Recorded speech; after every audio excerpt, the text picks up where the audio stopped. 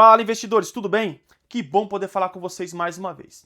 Se você está assistindo esse vídeo, ou você é acionista, ou você pretende ser acionista do fundo imobiliário XPML11, um dos fundos imobiliários mais queridos da Bolsa Brasileira.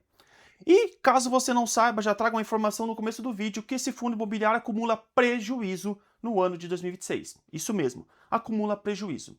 E a pergunta que fica é o seguinte: com prejuízo acumulado, será que esse fundo imobiliário será capaz de manter os seus altos dividendos, que foi aquilo que sempre trouxe atratividade?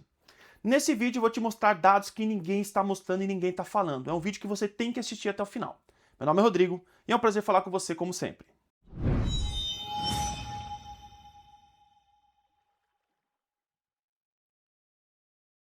Antes de prosseguir, não esquece, já se inscreve no canal, ativa o sininho para você receber em primeira mão todo o conteúdo que eu fizer aqui a respeito de educação financeira. As últimas notícias envolvendo o XPML11. Primeiro, 14 de agosto, fato relevante divulgado, o XPML11 divulgou a intenção de adquirir 60% do São Bernardo Plaza Shopping. É um excelente shopping center. Essa negociação vai envolver aproximadamente 331 milhões de reais, dos quais, assim como muitos fundos imobiliários estão fazendo, o XPML11 pagaria 231 milhões com cotas do próprio XPML11 e os outros 99 milhões com dinheiro em até 2 anos, 24 meses para pagar 99 milhões de reais. É uma excelente aquisição, uma forma inteligente de adquirir com parte de cotas, quase 2/3 pagos somente com cotas, então mostra que a gestão do fundo é uma gestão ativa preocupada em renovar o seu portfólio de patrimônio, né? Os seus shopping centers que fazem parte ali da sua carteira de ativos. Sabemos que o XPML11 é um dos maiores da Bolsa, na verdade é o maior do setor de shopping centers, do setor de tijolos, tem 26 ativos sob gestão, tem um patrimônio líquido de aproximadamente 7 bilhões de reais e, segundo os dados do site Status Invest, distribuiu aproximadamente 10,9% de dividendos nos últimos 12 meses. Quando você olha outros dados, outros fundamentos do shopping, da verdade do XPML11, você observa que tem diminuído a inadimplência daqueles que alugam os espaços no shopping center do XPML11, tem aumentado a quantidade de vendas, tem aumentado o valor dos aluguéis desses shopping centers. Então é um fundo imobiliário que está funcionando como um reloginho, funcionando quase que perfeitamente. Tem um excelente resultado operacional. Mas a pergunta que fica é o seguinte: esse resultado operacional dessas operações de locação dos shopping centers são o suficiente para sustentar os dividendos que o XPML11 tem pago? E aí que está um ponto de atenção e eu quero que você me acompanhe agora aqui na tela do computador para você ver dados que eu levantei e ninguém está falando. Vem aqui comigo. Então, como eu disse, o XPML11 pagou 10,9% de dividendos nos últimos 12 meses, segundo dados do Status Invest. Realmente pagou, mas será que gerou resultado para isso? E essa tabela aqui que eu mesmo criei, com dados que eu tive, que eu retirei do próprio relatório gerencial do XPML11, evidencia que não. O XPML11 ele não está gerando um resultado condizente com o que ele está distribuindo de dividendos. Quando você olha aqui nessa tabela, você vê o quê?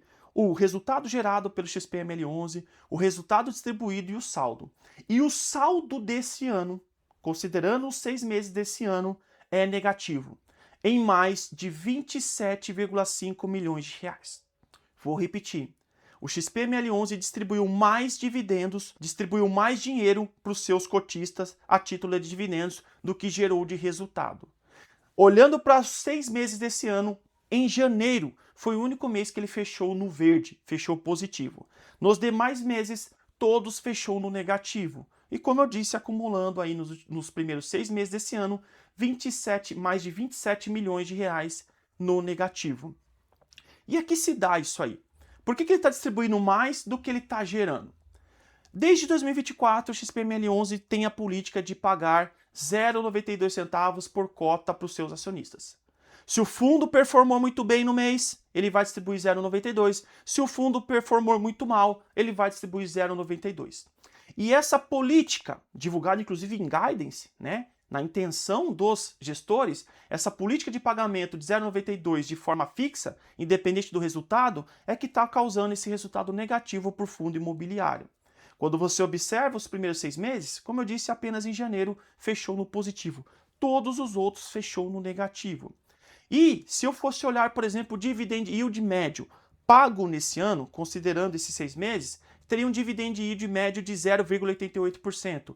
Um excelente dividendo, considerando o fundo imobiliário de tijolo. Só que, como eu disse, isso está inflado, é artificial. Por quê? Se eu fosse considerar o que de fato o fundo imobiliário gerou de resultado, nos meses, por exemplo, de fevereiro, março e abril, esse dividend yield não seria de 0,88% e apenas de 0,5%. Muito abaixo do que ele está pagando hoje. Perto mais ou menos do que a poupança paga. E isso ninguém tem falado. E é importante que você observe que isso está acontecendo. Por quê?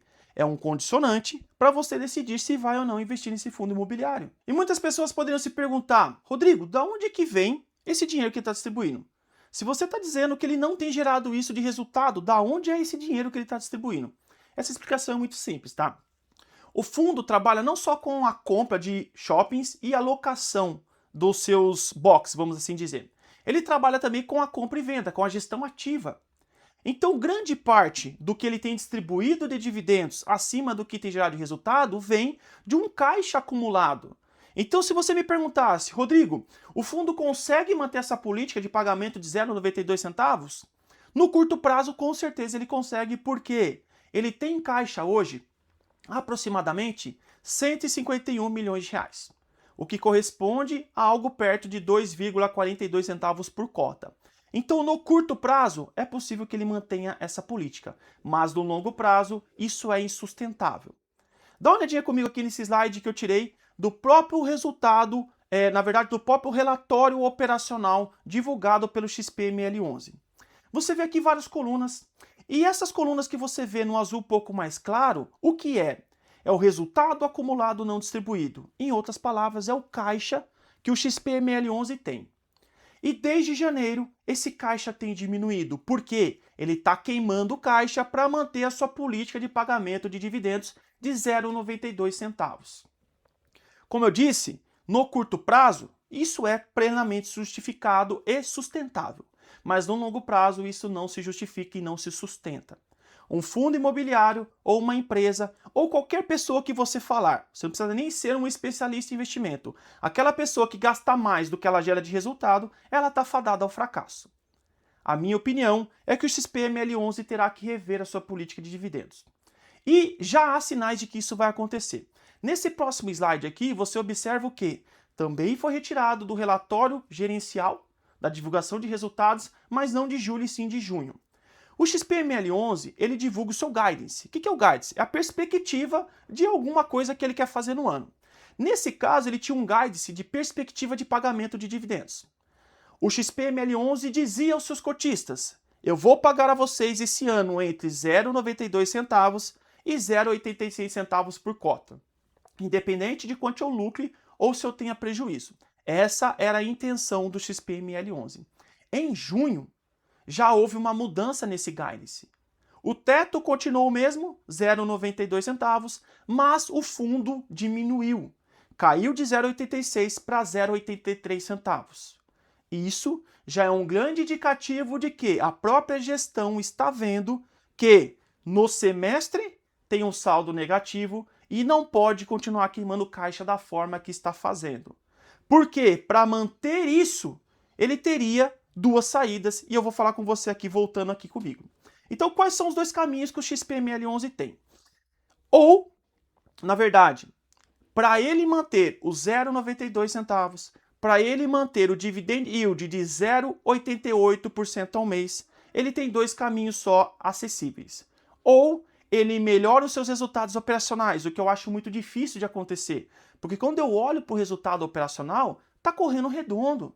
Não tem inadimplência baixa, a vacância baixa, tem aumentado as vendas, aumentado os aluguéis, tem bons ativos. Então é muito difícil que ele consiga gerar um resultado dos aluguéis muito maior do que ele tem gerado. O segundo caminho que ele pode escolher é o quê? É conseguir lucrar mais na compra e venda de imóveis.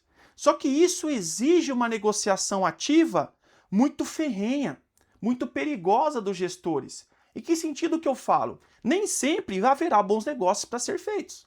Mas para manter a distribuição de dividendos da forma que está, ele precisa ter lucro. E isso pode fazer com que em algum momento venha vender um ativo que seja de qualidade boa, que esteja dando lucro. Então, na minha opinião, esse dividend yield de 0,92 ele não se sustenta no longo prazo. As evidências já estão mostrando, inclusive no relatório operacional, que isso vai mudar. Para que o fundo imobiliário fosse redondinho, perfeito, na minha opinião, Rodrigo, ele teria que distribuir exatamente o que ele gera dos aluguéis dele. Dessa forma, distribuindo ali o que por lei é obrigatório, de no mínimo 95% ou até 100%, estaria ótimo para o fundo imobiliário, seria algo saudável e sustentável pela perpetuidade, tá bom? Então, são esses dois caminhos. Ou ele melhora o seu resultado operacional, ou ele ganha mais com as vendas, ou ele vai ter que, na verdade, com esse terceiro caminho, que diminuir os seus dividendos. Era isso que eu queria trazer para você hoje. Eu espero ter esclarecido para você um pouquinho mais a respeito do fundo imobiliário. Lembrando, isso aqui não é recomendação de compra e também não é recomendação de venda, tá bom? É para que você tenha fundamentos para você fazer a sua escolha. Eu, pessoalmente, tenho o XPML11 em carteira. É um fundo imobiliário que eu sempre gostei, mas estou acompanhando de perto esses movimentos e esse saldo negativo. Vamos ver aí o que a gestão vai acabar fazendo, tá bom? Dito isso, eu quero te agradecer pela sua companhia. Se você gostou do vídeo, curte, compartilha, comenta. Manda esse vídeo no grupo de amigos, no grupo da escola, no grupo de investidores, para que mais pessoas tenham acesso a essa informação que, como eu disse, poucas pessoas estão falando. Muito obrigado pela sua companhia, até o próximo vídeo e a gente se vê.